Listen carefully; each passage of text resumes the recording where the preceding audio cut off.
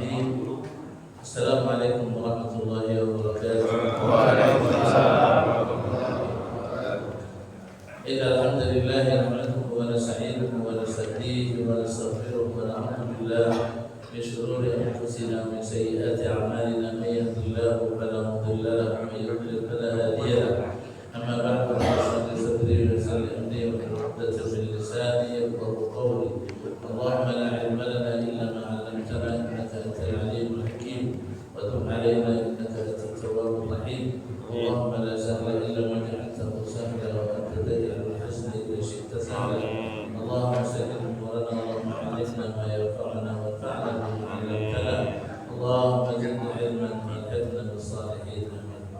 Jemaah sekalian, Allah Subhanahu wa taala, pagi hari ini syukur kita panjatkan kehadirat Allah Subhanahu wa taala segala karunia nikmat yang diberikan. Allah masih memberikan kesempatan pada kita semua untuk menikmati karunia taufik, karunia hidayah, sehat dan sempat, sehingga salat subuh pada pagi hari ini kita bisa laksanakan berjamaah.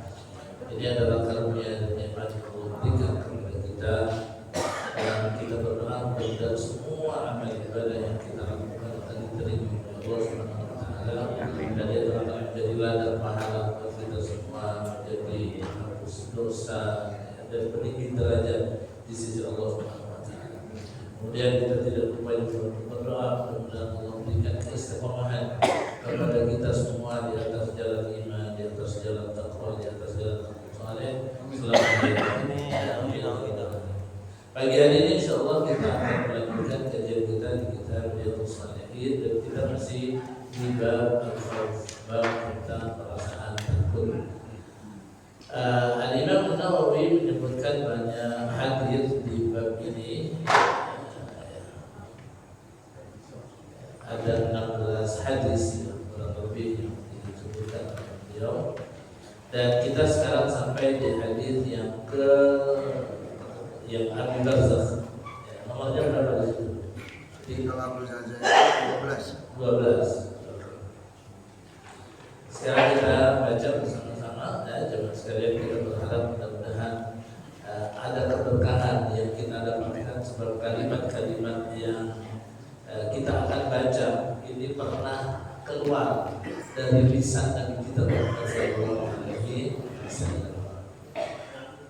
Bismillahirrahmanirrahim. Bismillahirrahmanirrahim. Wa an Abi Barzah Nadlah bin Ubaid.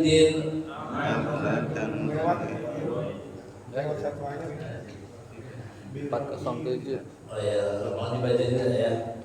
Bira'in thumma zayin. Nadlah bin Ubaid al-Aslami radhiyallahu anhu qala qala Rasulullah sallallahu alaihi wasallam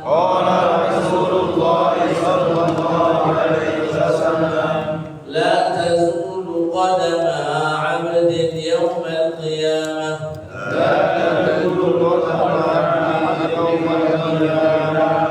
hatta yus'ala an umrihi fima afnah wa an 'amalihi fima fa'al wa an malihi min aina iktasabahu wa fima anfaqahu wa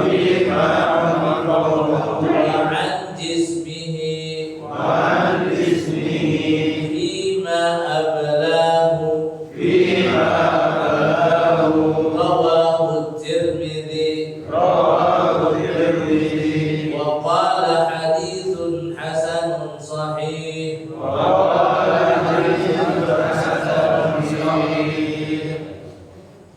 Dari Abu Barzah atau dengan menggunakan rah kemudian dan Zaid.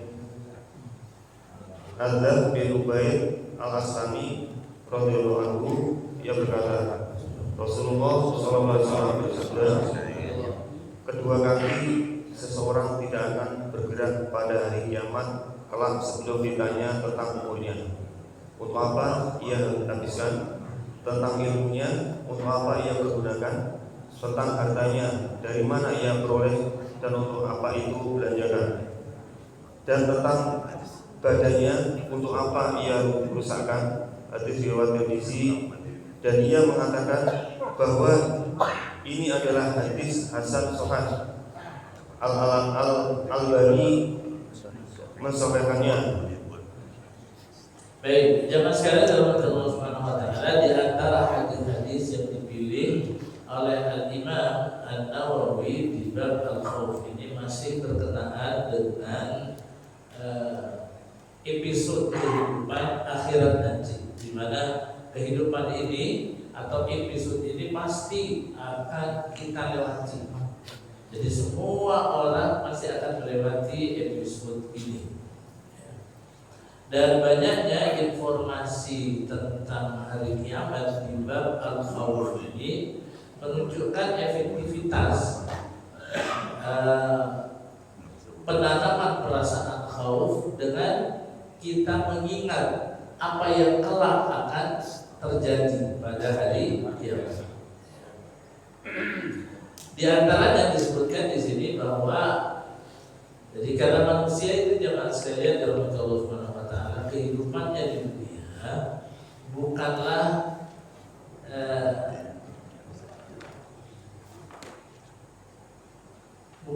kehidupan yang terakhir. Akan ada kehidupan yang kedua setelah ini.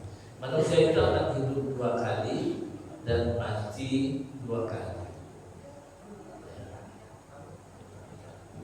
Hidup jadi mati yang pertama sebelum diciptakan kita mati.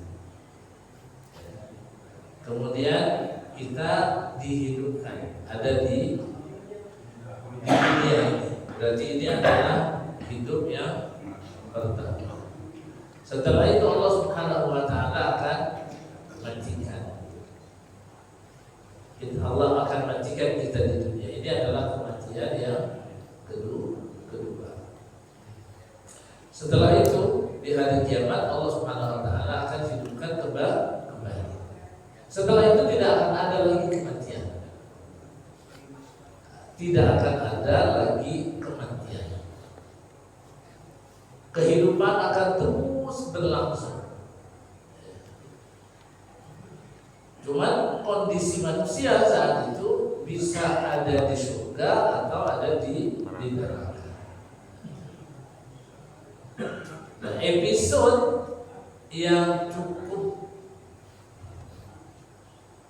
efektif untuk memasukkan perasaan khauf ke dalam hati kita, di antaranya adalah ketika seseorang setelah kematian yang kedua, Allah Subhanahu wa taala bangkitkan kembali pada hari kiamat istilahnya. Kiamat itu dari kata qiyam artinya berdiri kembali, bangkit kembali.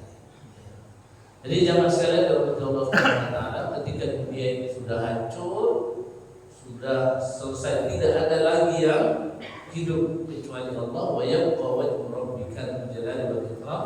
Nanti Allah Subhanahu wa taala akan biarkan yang hidup saat itu hanyalah Allah Subhanahu wa taala. Sampai malaikat-malaikatnya semuanya mati. Nah, itu dibiarkan oleh Allah Subhanahu wa taala. Nabi menyebutnya angka 40. Dan sahabat mengatakan itu selama 40 apa ya Rasulullah? Nabi enggak menjelaskan. 40 tahun enggak kata. Ya. Enggak dijelaskan, pokoknya 40. Nah, kalau Allah Subhanahu wa taala sudah berkehendak untuk membangkitkan, maka Allah Subhanahu wa taala akan turunkan hujan. Nah, sehingga manusia atau makhluk-makhluk yang tadinya tertimbun oleh tanah itu akan kelihatan lagi, jelas sekalian. Akan kelihatan, tapi mereka masih kelihatan jasadnya tapi masih belum hidup. Kemudian Allah Subhanahu wa taala kembalikan lagi ruh kepada setiap jiwa itu. Allah katakan wa idan nufusu zuwijah. Apabila jiwa-jiwa itu dikembalikan lagi kepada tubuhnya sehingga semuanya nanti akan hidup. Kemudian dikumpulkan, kita menyebutnya di padang mahsyar. Apa tujuannya saat itu jemaah sekalian?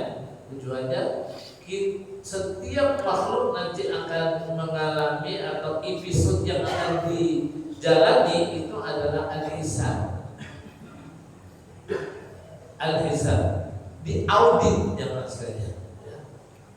Diaudit semua apa yang diberikan oleh Allah Subhanahu wa taala di dunia dari berbagai kenikmatan itu akan diminta tanggung jawabnya kelak di yaumil akhir. Tsumma latus'alunna yawma idzin 'anil na'im.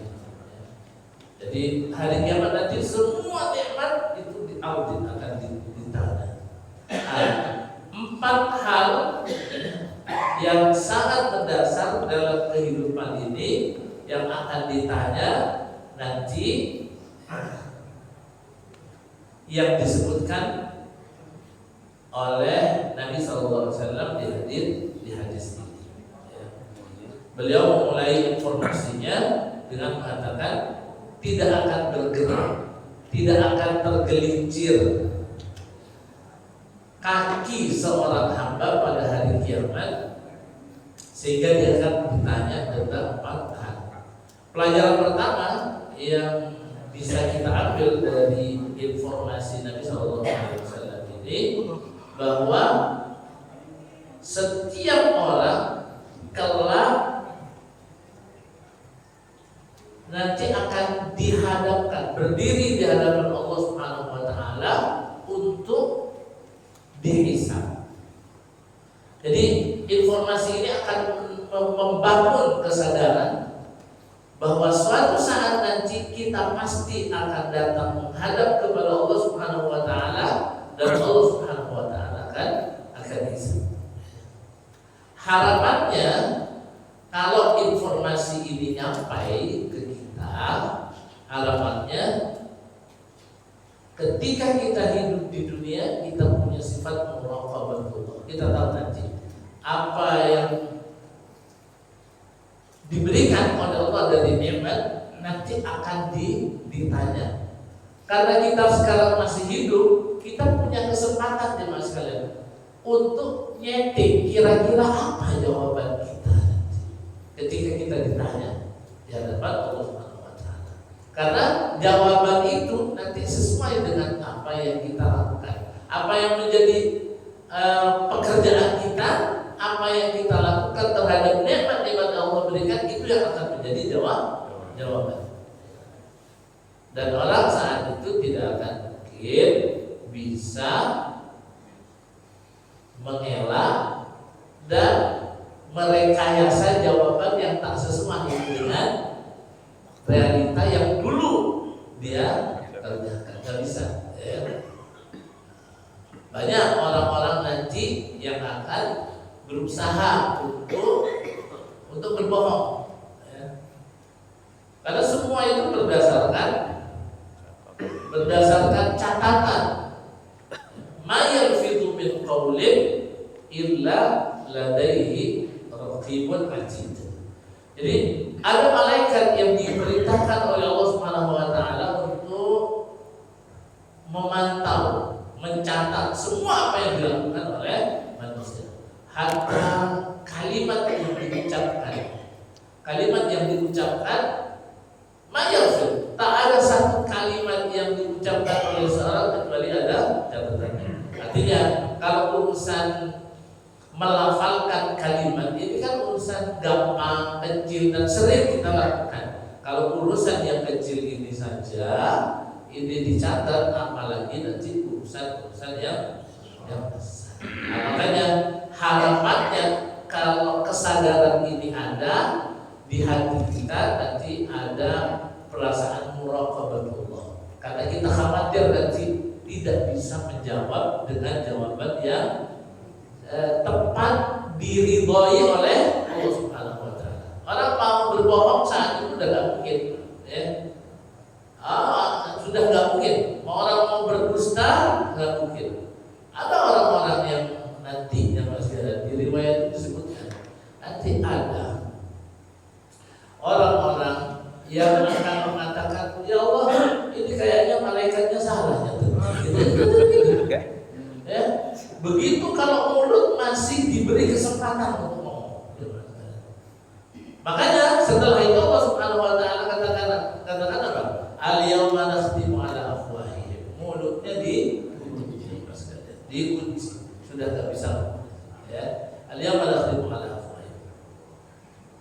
Yang akan berbicara nanti tangannya. Yang menjadi saksi adalah kakinya. Ya, itu di dalam surat Yasin, al-yauma nakhtimu ala afwahihim wa tukallimuna aydihim.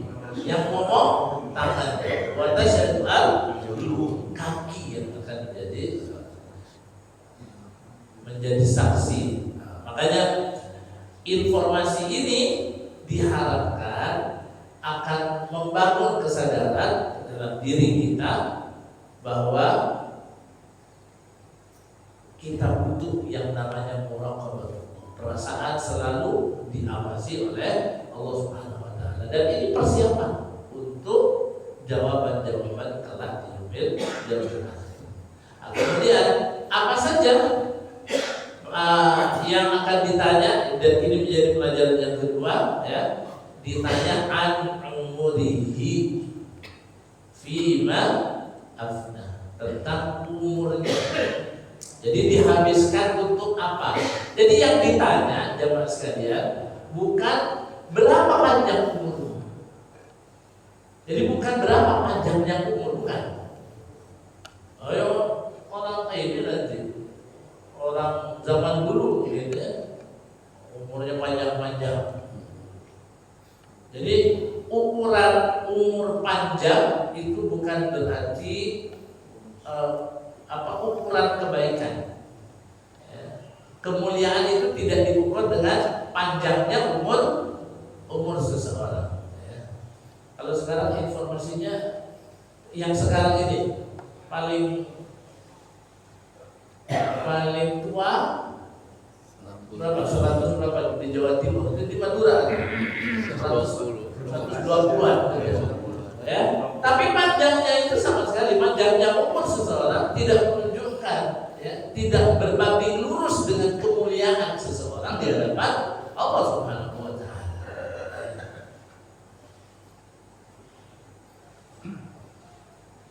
Yang akan ditanya itu fima, dipakai buat apa? Ya. Apa isi dari waktu-waktu itu? Ini jadi pembelajaran buat kita semuanya jemaah sekalian, ya. Bahwa banyak di antara, jadi kita ini secara umum kadang-kadang tidak bisa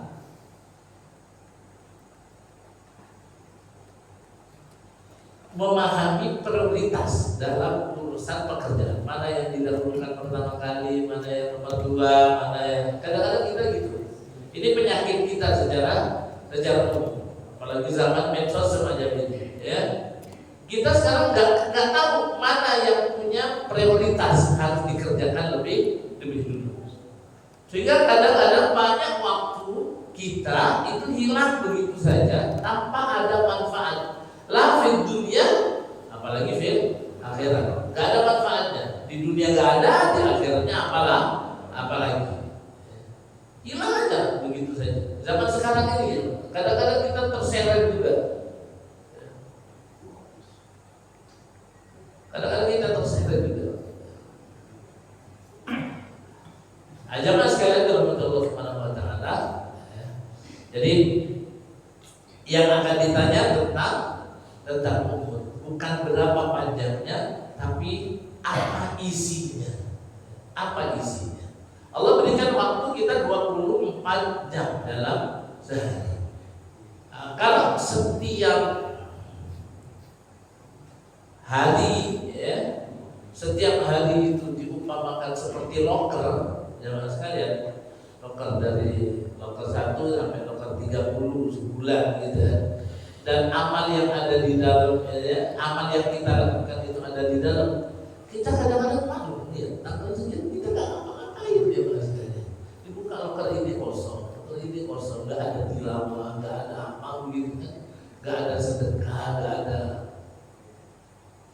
ada qiyamul lail, nggak ada gitu ya. Malu kita sebenarnya kalau kita mau ngapain aja.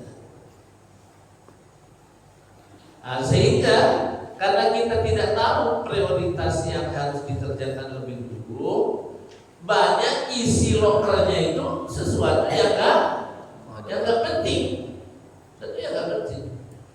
Urusan-urusan yang penting akhirnya nggak ada space-nya, karena isinya semuanya sesuatu yang tidak penting. Ya. Urusan-urusan ya.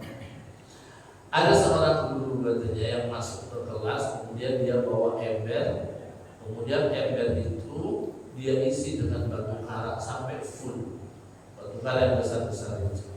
Kemudian dia tanya ke murid-muridnya, kira-kira kita bisa nggak ngisi ember ini atau kita tambahin ember ini isinya? Oh nggak bisa Pak, karena udah full dengan batu karat. Tapi ternyata Pak Guru itu dia bawa batu kerikil yang cukup banyak, kemudian dimasukkan situ. Karena batu karat masih banyak celahnya, batu kerikil yang banyak itu masuk juga semuanya ke situ sampai full. Sekarang bisa nggak ditambahin hal yang lain lagi, barang yang lain lagi? Nggak bisa Pak, udah full banget. Bisa, dia ambilin pasir yang lebih kecil lagi kan, dia isi dengan pasir yang banyak itu masuk semuanya aja mas sekalian sampai full. Kemudian sekarang bisa apa? Sekarang nggak bisa Pak. Akhirnya dia bawa air, masih dituang air yang banyak itu masuk semuanya. Lalu dia nanya, kenapa semua barang yang banyak ini masuk ke ember ini? Kenapa semuanya masuk? Jawabannya kata gurunya, karena yang dimasukkan terlebih dahulu itu batu karat. Coba yang dimasukkan pertama kali misalnya pasir, isinya pasir, batu karat nggak dapat tempat, kerikil nggak dapat tempat. Nah dia mengatakan ember itu seperti umur yang Allah Subhanahu Wa Taala berikan kepada kita 24 jam. Dan batu karat, kemudian kerikil, pasir itu semuanya seperti amalan kita, pekerjaan kita, level-levelnya. Ada pekerjaan kita yang levelnya batu karat, ada yang levelnya kerikil, ada yang level pasir gitu kan. Nah kalau kita sibuknya urusan pasir gitu kan misalnya, ya kalau yang batu karat itu misalnya ya ibadah kita kepada Allah, ya tilawah Quran kita dan ibadah-ibadah yang lain. Kemudian sebagai seorang suami kerja mencari nafkah yang halal. Ini batu karat.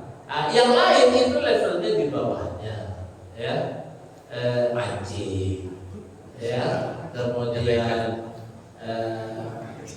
burung gitu kan ya, burung, kemudian mungkin apa namanya apa itu di bawahnya, ya boleh dilakukan ya boleh, tapi yang besar dulu, ya kalau setiap hari urusannya burung aja terus dia ya atau urusannya mancing aja sholatnya hilang, batu karatnya nggak dapat ya. Persiapkan apa jawaban kita nanti di yaumil akhir, dengan apa yang menyeting apa yang akan kita lakukan sekarang, karena nanti akan ditanya. Jadi hadis ini mengisyaratkan kepada kita tentang qimat al-waqt.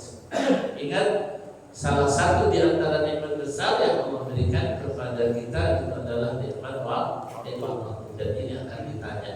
Tapi bukan ditanya seberapa lama kamu hidup, tapi apa ya yang kamu lakukan di waktu-waktu itu. Ya, kita berharap jemaah sekalian, mudah-mudahan Allah memberikan taufik ya, memberikan hidayah kepada kita, ya, kita bisa mengisi kehidupan kita dengan kebaikan-kebaikan. Kemudian yang akan ditanya juga itu adalah ada ilmu, ya, tentang ilmu. Talabul ilmi, menuntut ilmu adalah fardhu, adalah kewajiban. Ya. Ini akan ditanya juga. Ini akan ditanya sudah menuntut ilmu atau enggak. Tapi titik beratnya nanti itu pada bukan seberapa banyak ilmu, seberapa banyak ilmu. Tapi yang akan ditanya apa yang kamu lakukan dengan ilmu itu. Karena ilmu nafi', ilmu yang bermanfaat itu adalah ilmu yang memberikan akar, bukan memberikan efek. Efek pada ibadah, efek pada akhlak, efek pada perbuatan dan lain sebagainya. Jadi yang akan ditanya Fima fa'al. Apa yang kamu kerjakan dengan ilmu itu. Kemudian yang ditanyakan juga di sini fima.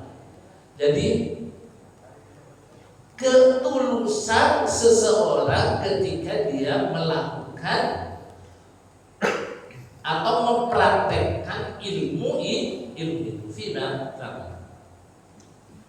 Karena bisa saja orang beramal dengan ilmu tetapi dia tidak tulus dalam beramal.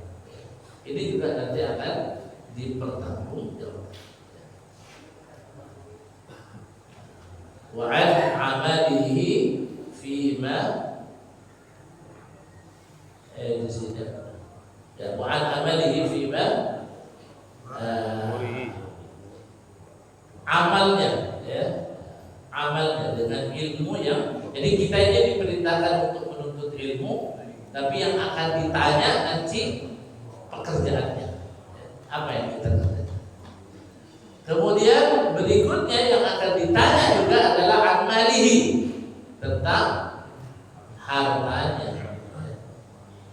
Harta dengan sekalian, al-malu amanah, harta itu amanah. Itu bukan kepemilikan mutlak kita sehingga kita bisa melakukan apa saja yang kita inginkan. Harta itu sebenarnya pemberian dari Allah Subhanahu wa taala, dititipkan kepada kita dan itu amanah. Ada pertanggungjawabannya nanti di yaumil akhir. Bahkan yang akan ditanyakan yang ada hubungannya dengan harta itu min aina tasababu, dari mana didapatkan harta itu, wa fima anfaqahu, kemudian dipakai buat apa. Jadi kalau urusan dengan harta, dua hal yang ditanya. Dari mana didapatkan? Caranya halal atau tidak? Kalau caranya halal berarti aman di sini, tapi belum tentu. Yang kedua fima anfaqahu, dia infakkan, dia belanjakan untuk apa? Sehingga hadis ini mengisyaratkan tentang masyru'iyyat talabir rizqil halal. Orang boleh sibuk hidup di dunia mencari kebutuhannya, dan ingat sebaik-baik cara untuk memenuhi kebutuhan itu adalah dari apa yang dihalalkan oleh Allah Subhanahu wa taala. Jangan sampai kita mengatakan zaman sekarang kadang-kadang ini ada riwayat yang menyebutkan gini.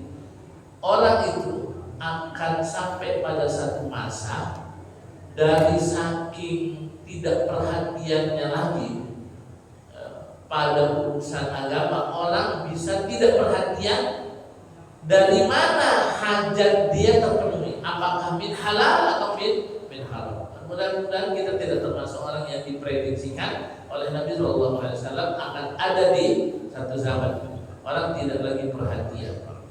Ini jamaah sekalian, kalau orang sudah tidak punya muraqabah, dia tidak sadar bahwa nanti akan ada hisab di yaumil akhir.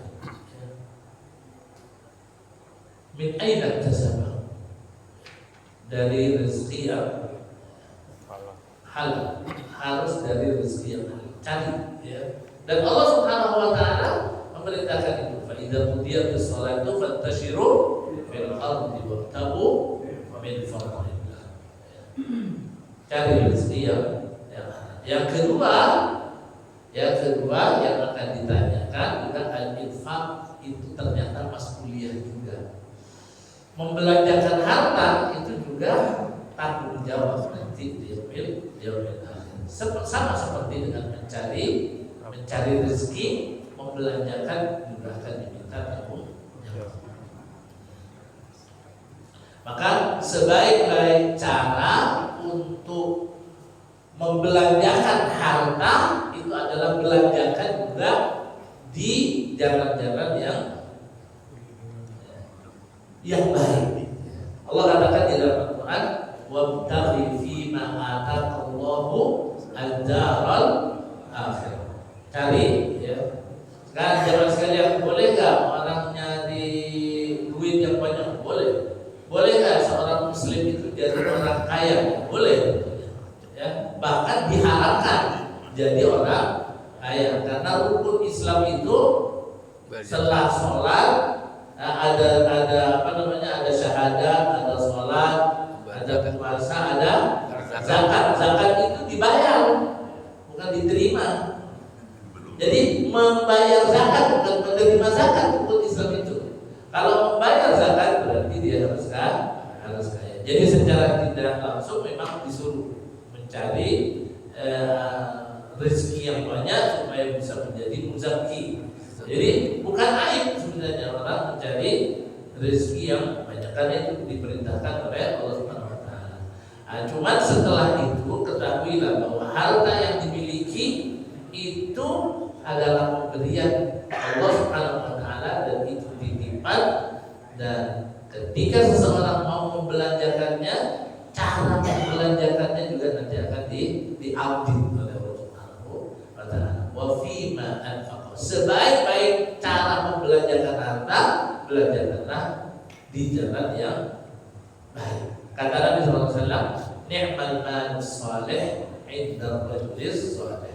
Sebaik-baik harta itu adalah yang dimiliki oleh orang yang saleh. Karena orang yang saleh itu dia tahu kemana harta itu harus dibelanjakan. Cari dengan harta yang dimiliki, wabtaghi fima ataqallah ad-daral akhir.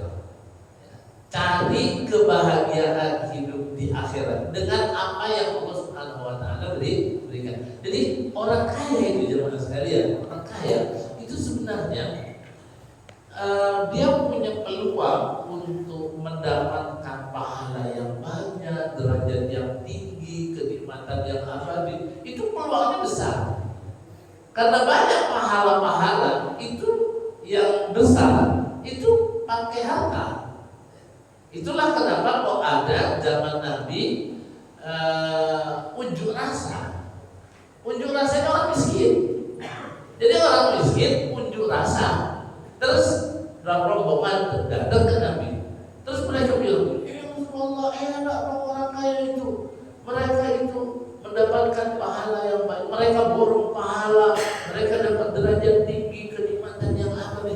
Emang kenapa, kata Nabi? Iya ya Rasul, kalau orang kaya itu sholat, kami yang miskin juga bisa sholat. Kalau yang kaya bisa puasa, kami yang miskin juga bisa puasa. Tapi ya Rasul, yang kaya itu bisa sedekah, kami yang bisa sedekah. Ya kan? Sampai iri itu. Artinya kekayaan itu sebenarnya pintu, jemaah sekalian, untuk orang bisa mendapatkan kebahagiaan nanti di. Makanya sampai ada unjuk rasa begitu.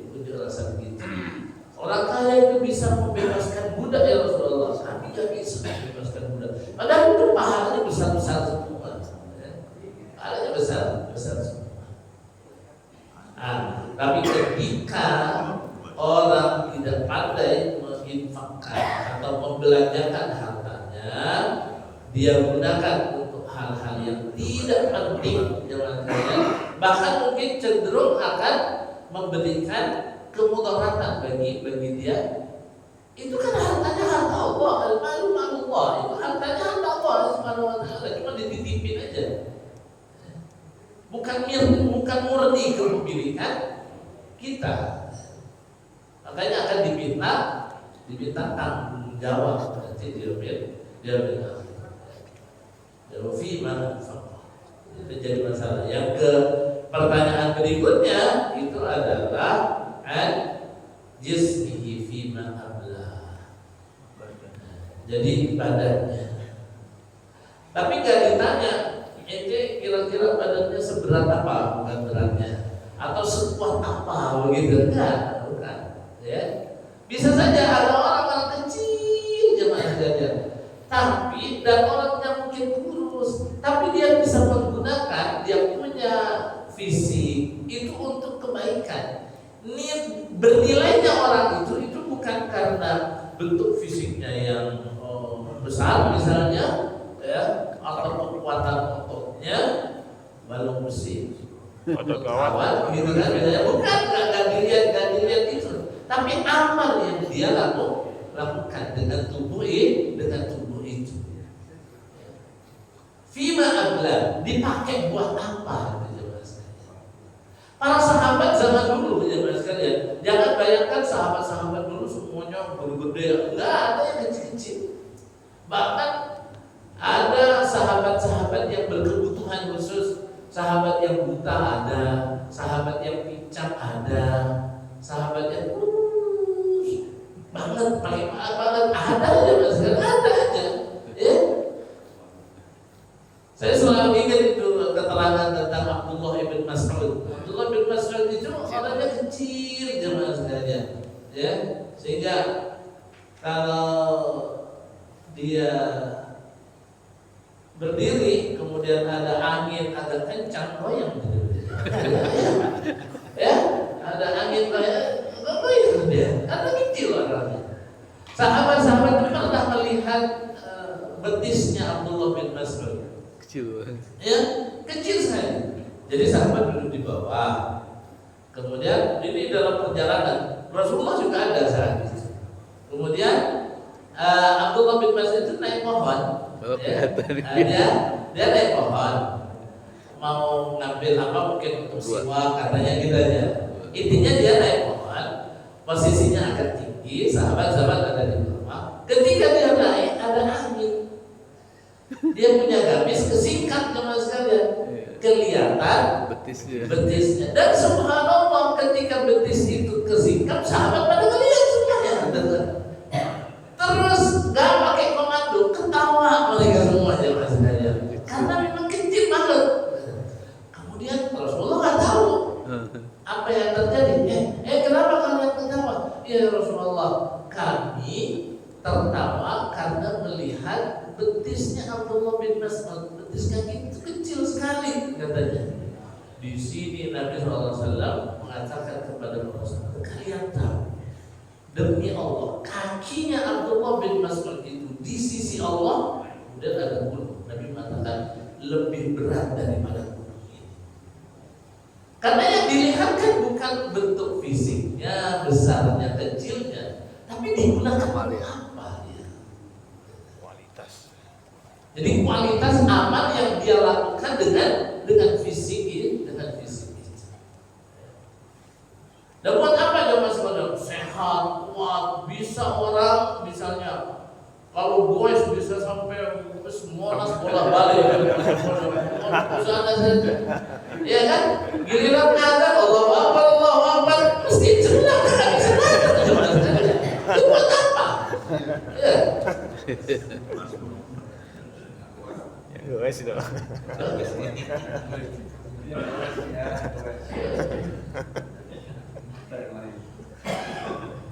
Semua ya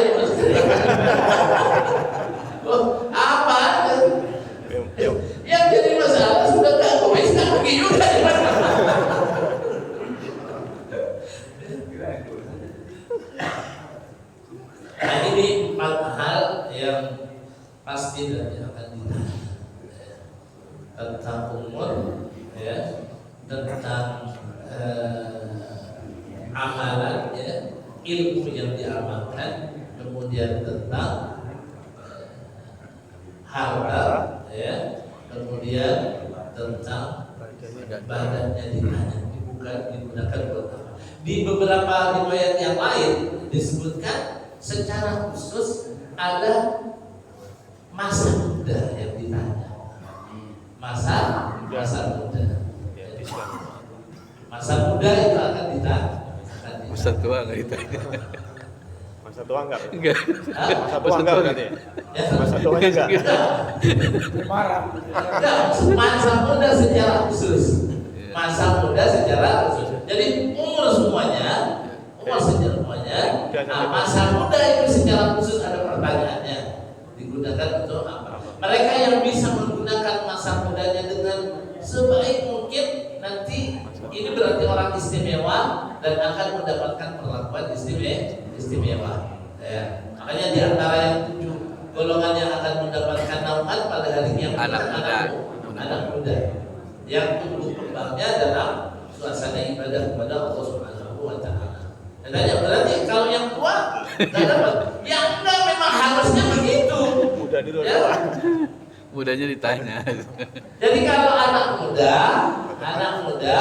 kemudian sholatnya ke masjid, gitu kan, suka ngaji, pokoknya baiklah, akhlaknya bagus, ibadahnya luar biasa, itu spesial. Karena biasanya anak muda kan susah diatur. Kok tiba-tiba yang ini enggak, ya mas, yang gampang diatur, sholatnya rapi, ya. 5 waktunya semuanya di masjid, di musola dan lain sebagainya. Itu memang istimewa karena gawatnya. Ya. Kalau kita yang udah tua-tua memang udah waktunya. Memang waktunya ada, tinggalin kerjaan, ya, tinggalin kerjaan bukan tua-tua lagi. Jadi hadis ini akan mengingatkan kita tentang episode pada hari kiamat nanti dan apa yang akan menjadi pertanyaan. Silakan disiapkan sekarang ini. Kita berdoa, ya, kepada Allah Subhanahu wa taala dan Allah Subhanahu wa taala dengan taufik hidayah. Kita semua dulu zaman sekali kita baca salawat. Allahumma shalli